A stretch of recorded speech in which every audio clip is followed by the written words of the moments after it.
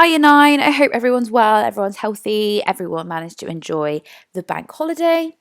I'm doing another video this week because the task I'm going to set you, which will cover Wednesday's lesson, today's lesson, and Thursday's lesson, is going to be having a go at a GCSE style question. I know it sounds kind of scary, but I think it'd be really good for us to have a go. I'll talk you through it, we can do it together.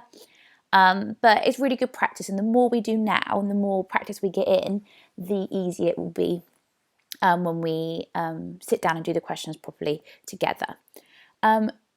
So I can't remember if I've already mentioned this before in the other video I did. But when you have a GCSE style question on this text or on any of the text, you'll either be questioned about a character or about a theme. So a theme is something that runs throughout the play or the other text we read. One of the key themes that runs throughout Ellen Spectacles is the theme of responsibility and social responsibility. And from our reading of Act 1, which hopefully we're all at the same stage now, finishing Act 1, we can see that the inspector has arrived. He's come with this news about the death of Eva Smith, and he wants people to take responsibility for their part in her death. And even though we've only got up to Act 1, this theme does run through all three acts. It is really important all the way through. But what I want us to have a go at doing is looking at the responsibility theme in just Act 1. So a little bit of context as a reminder of why it is such an important, probably the most important theme that's in the play. The play was first performed in the UK just after the end of World War II in 1945. It was a great time of change in Britain, and many writers were concerned with welfare of poor people. So many people were in a really bad state, and they had no money, and there was no welfare money to help them. At that time, there was no assistance for people who could not afford to look after themselves. So now, if people haven't got money and can't afford food, then they get help from the government, whereas at the time that wasn't a thing. Priestley, the writer, wanted to address this issue. He also felt that if people were more considerate of one another, it would improve quality of life for all. So this is why social responsibility is a key theme of the play. Priestley wanted his audience to be responsible for their own behaviour and responsible for the welfare of others. So his way of getting this message across was writing this play to get audiences to take responsibility for their actions. And he uses the characters throughout to do that. We're going to have a look at some of the key characters from Act 1 and how they can link to this theme now. So Mr. Burling is the first character we're going to look at. And from our reading, we know that he was the boss of Eva Smith. So he owns the factory that she used to work at, and he was responsible for firing her because she wanted more wages.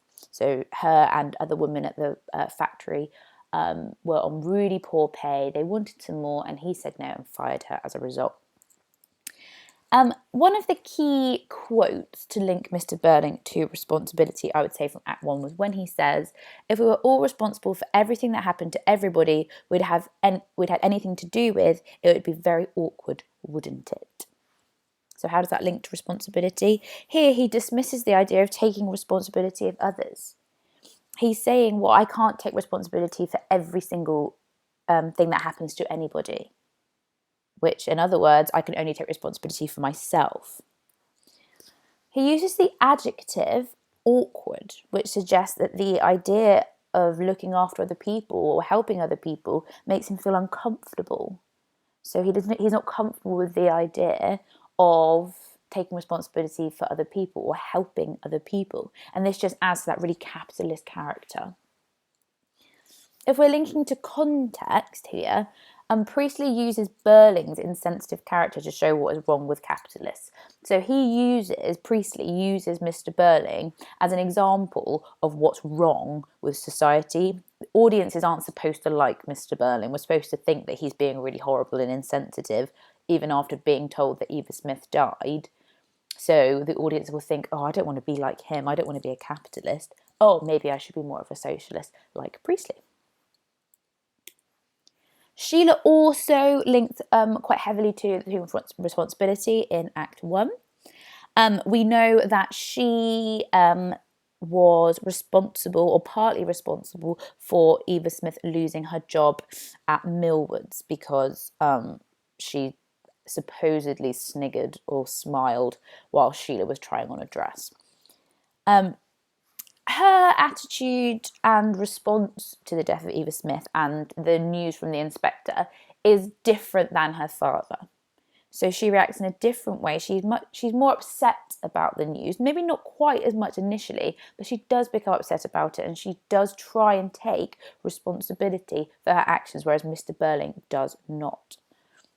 So to Gerald, Sheila says, "At least I'm trying to tell the truth. I expect you've done things you're ashamed of too." So from this quote, we can see she is taking responsibility for what she's done. She's trying to be truthful. She knows that she's made a mistake. She's using the adjectives ashamed to show how I've put resourceful. She's not being resourceful here, I'm afraid. She's being remorseful, which means that she feels guilty for what she's done. She knows that she has made a mistake and that she is partly responsible for Eva Smith's death. We could argue the fact she says too, so things you're ashamed of too, is she is trying to shift some of this blame onto Gerald. It's not just her fault. Gerald's done things he's probably ashamed of too. It's not solely Sheila's fault. So there's still that slight inkling of putting the blame onto other people like Mr. Burling, but she is taking much more responsibility than her father. Linking this to context again, Priestley wanted the younger generations to change. He knew, realistically, that capitalists at the time, who were in the older generation, weren't going to change their ways. They were stuck in their ways. That was their opinion, and that they probably, even if he wrote this play and they really enjoyed it, they weren't going to change their attitudes and suddenly shift to being socialists. So he was targeting the younger generation, so people in their teens, in their 20s, and their 30s, because they are more likely to be influenced and want to change their ways and change their attitudes. So he uses the younger characters in the play to be relatable and be the ones that the audience can look up to and want to be like as well. So Sheila is one of the young characters along with Eric, and she is much more she is more of a socialist. She is more remorseful. She's taking responsibility. So that's why Priestley has chosen to use her as an example. The final character that we are going to look at in regards to theme of responsibility in Act 1, all of the characters do technically link to responsibility. The reason I've only picked 3 characters from Act 1 is because once you've read the whole play, you won't just pick quotes from Act 1, you'll pick quotes from all throughout the play. So I'm only going to focus on 3 main ones from Act 1 today, or 3 characters. The inspectors come with this news, and initially, when explaining about the supposed suicide of Eva Smith, she says that the disinfectant burnt her inside out, of course. So I was discussing last lesson that this graphic imagery is used to try and shock the Burlings. He wants the Burlings to feel uncomfortable, to be horrified, because if they are horrified, then they're more likely to feel guilty and therefore more likely to take responsibility for what they've done. He wants Mr. Burling to be shocked by this, so it makes it sound really graphic and horrible, so that hopefully he'll take responsibility, even though apparently he did not. Another quote that links Inspector Gould to responsibility is when he says, "It's better to ask for the earth than to take it." So what the inspector means by this is it's better for Eva Smith to come and ask you for a raise, Mr. Burling, than it is to take from other people and be selfish and greedy, which is a dig at Mr. Burling because that's what his character is. So here the inspector is suggesting that it is socially irresponsible to be greedy, but this is what the Burlings have become. Mr. Burling is greedy. He would rather fire Eva Smith and the other girls from the factory and hire people for cheaper than to give them a fair living wage. And that's greedy. That was selfish of him. The verb take emphasises this greed, suggesting selfishness. So he's suggesting that Mr. Burling takes from people. So that verb is emphasising Mr. Burling's greedy character. If we link to context again, the inspector is the voice of Priestley. So the attitudes of the inspector are reflecting J.B. Priestley's attitudes towards society and capitalism and socialism. So when the inspector is saying that it's better to ask for the earth than to take it, that's what Priestley believes as well. Okay, so that's 4 key quotes to link to the theme of responsibility in Act 1. The style question that you would have in your exam would be something along the lines of, how does Priestley present the theme of responsibility in An Inspector Calls? So when I've put the theme of responsibility here, it will either be, like I said, a theme, responsibility, it could be all the other ones we're going to look at, or it might be about a character, but today we're just looking at the theme of responsibility. And the whole question is out of 34 marks. I put 30 plus 4 because 30 is for the actual paragraphs you write and 4 of those marks are for your SPAG. What I want you to do over the next sort of week and a half is have a go at answering this question. And this is the structure that I want you to use or can use for your paragraphs in response. So Priestley presents the theme of responsibility when. That's when you pick one of the examples or points or moments from Act 1 where responsibility is evident. So that's you just explaining what's happening in the part you've chosen. Is it the part where the inspector is explaining what happened to Eva Smith? Is it the part where Sheila is being remorseful for what she's done? That shows your understanding of the text.